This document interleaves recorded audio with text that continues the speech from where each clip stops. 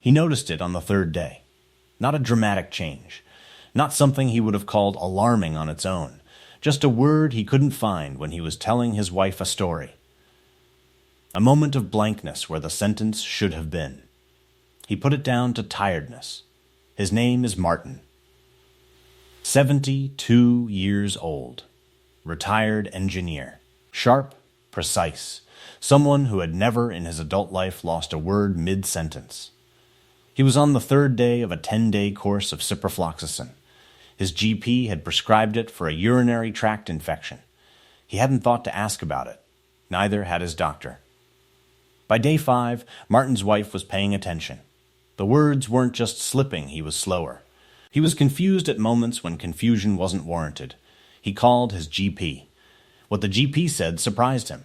She said, "That's actually a known neurological effect of this class of antibiotic. We should have discussed it before prescribing. Let me explain what's happening." That conversation, which should have happened before the prescription was written, is the conversation this video is about. I'm Dr. Ben, and in this video I want to address something that connects almost every thread we've followed in this series. The one class of medication that does two separate documented things to the aging brain, simultaneously, one through a direct neurological pathway, and one through the gut, and that millions of older adults receive, often for routine infections, without either pathway being discussed. Stay with me. Because the second mechanism, the gut one, takes longer to appear, lasts longer than anyone tells you, and may be doing something to your brain that nobody has connected to the prescription you filled 3 months ago. Let me start with the direct effect, because this is the one that happened to Martin, and it is the one most likely to get someone's attention quickly.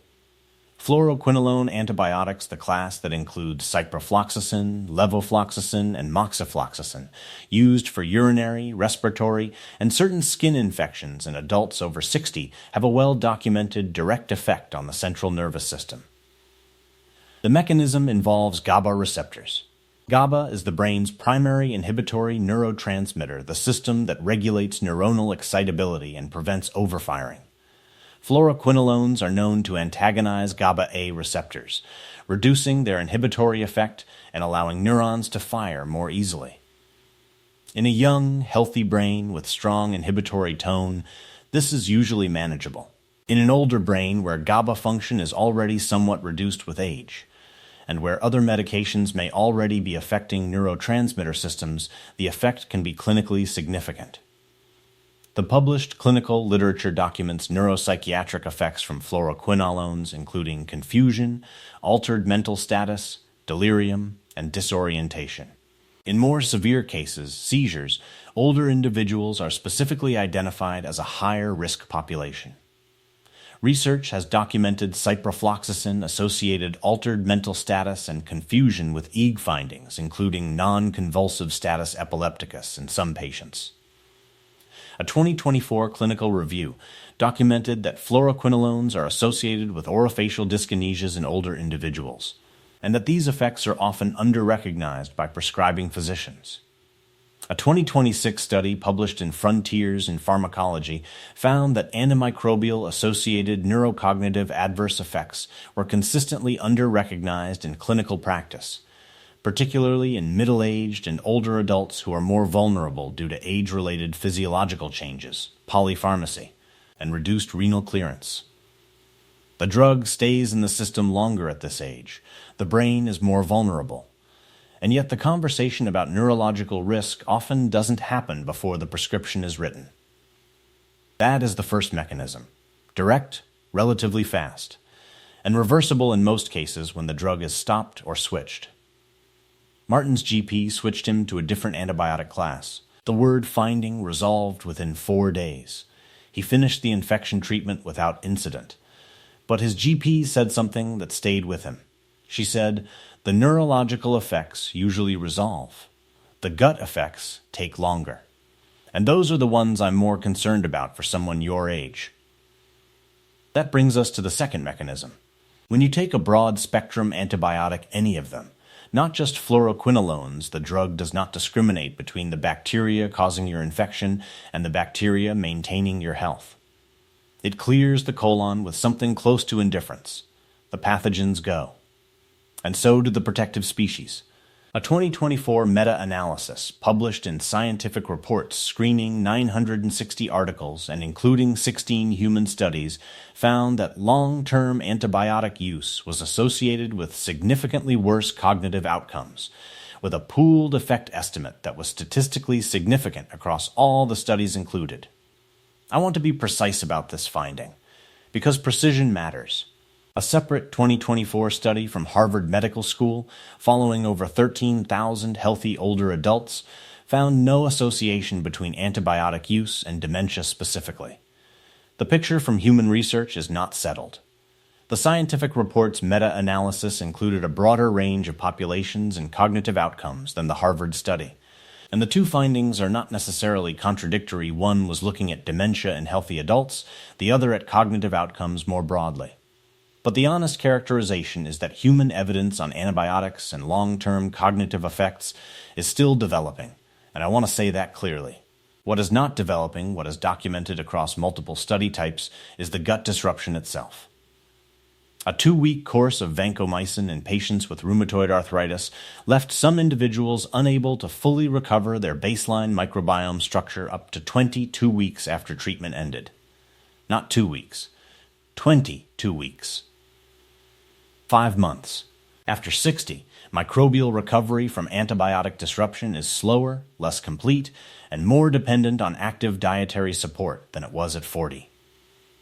The diversity that the centenarian research in our last video showed to be one of the most consistent markers of healthy aging, that diversity is precisely what broad-spectrum antibiotics eliminate. And the species most vulnerable include Akkermansia mucinifila, the gut barrier protector we discussed in detail in video 9. Here is the chain, documented in animal studies and increasingly supported by human data. Antibiotics deplete gut diversity. Depleted diversity reduces butyrate production. Reduced butyrate weakens the gut barrier. A weakened gut barrier allows inflammatory compounds into circulation. Those compounds cross the blood-brain barrier.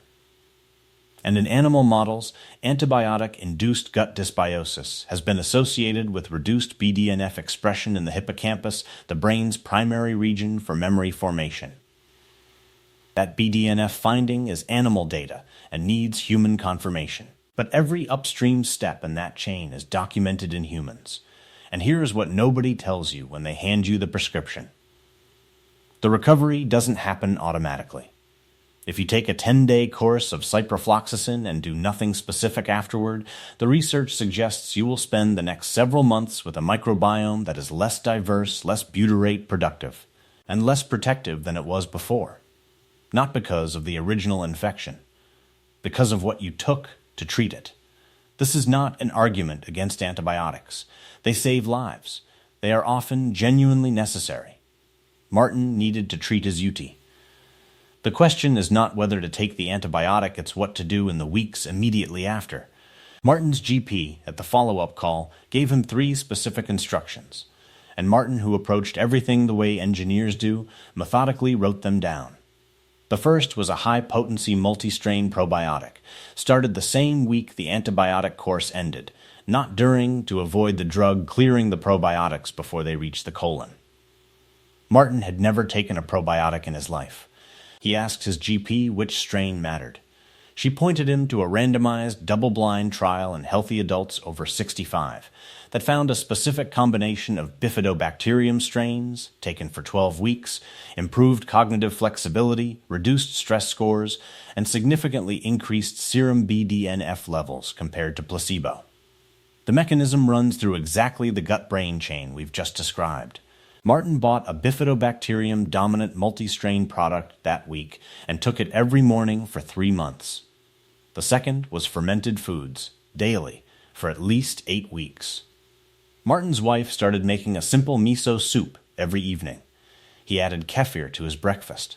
He didn't love the taste of either one at first. By week 3, he didn't think about it anymore. The Stanford trial we discussed in video 2 of this series found that 10 weeks of consistent fermented food intake increased microbiome diversity and reduced 90-tein inflammatory proteins measurably. Rebuilding that diversity was exactly what Martin's gut needed after the antibiotic. The third was polyphenol-rich foods, specifically pomegranate, dark berries, and green tea to support the regrowth of Akkermansia and the broader ecosystem of protective species. Martin started keeping a bowl of mixed berries in the fridge and having them with his morning kefir. He added green tea in the afternoon. He called it his recovery protocol. His wife called it breakfast. None of it was complicated. All of it was food. None of it was mentioned when the prescription was handed over. At 8 weeks, Martin's GP checked in. His gut inflammatory markers had stabilized. No further word finding issues since the switch from ciprofloxacin. At 3 months, a microbiome assessment showed diversity levels comparable to his pre-antibiotic baseline. He told his GP something that has stayed with me since I heard it. He said, "I've been taking antibiotics my whole life and nobody ever told me they leave something behind. I thought you took the pill, you got better, and that was the end of it." That's the belief most people carry. And it is, in most of the cases that matter most, incorrect. The antibiotic ends. The disruption continues. Here is the question to bring to your doctor the next time an antibiotic is prescribed. Before I start this, can you tell me whether this class carries neurological risks in older adults, particularly for people on multiple medications? And after I finish, what specific steps do you recommend to rebuild my gut microbiome, given what we know about the recovery timeline at my age? That question does two things. It asks for the conversation that should have happened before Martin started ciprofloxacin. And it asks for the recovery plan that should follow every antibiotic course in an adult over 60 and almost never does.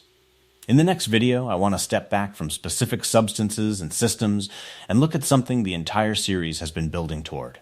There is a single daily practice accessible to almost anyone, free, requiring no prescription that has been shown in human trials to increase BDNF, reduce neuroinflammation, support the gut microbiome, improve circadian rhythm, and slow biological aging simultaneously.